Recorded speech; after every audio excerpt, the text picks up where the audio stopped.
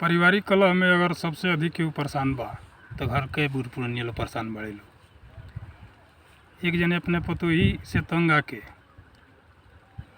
का कहतड़े, पतोही हऊ पतोही लेखा रह, पतोही हऊ पतोही लेखा रह, बुढ़िया के बात के सहे के बात सह, पतोही हऊ पतोही लेखा रह, बुढ़िया के बात के सहे के बात सह।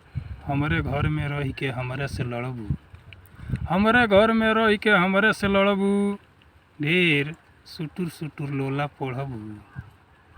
कहावे के बहुरिया उड़ावे के आँचर, कहावे के बहुरिया उड़ावे के आँचर, केहू कुछ बोलेला तो हो जालू माछर। दिन रात असही कपारे पर चढ़बू, दिन रात असही कपारे पर चढ़बू, ढेर सुटुर सुटुर लोला पढ़बू।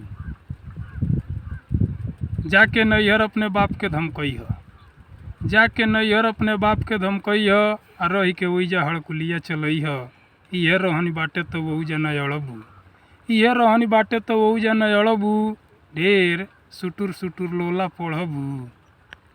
दिन उग जाला तो उठे लुलूब दे, दिन उग जाला तो उठे लुलूब दे, बनौले रहेले ढिमली तो खा ले लुगुब दे। काम कोनो कर नाही खाली पहड़बू, जानवरन के तरह चिल्लात रहतड़ू, काम कोनो करही के नइखे। काम कोनो कर नाही खाली पहड़बू, ढेर सुटुर सुटुर लोला पढ़बू। मूड़ी पे अपन खटिया मचिया उठाव, मूड़ी पे अपन खटिया मचिया उठाव, रही के नैहर 6 महीना देखाव।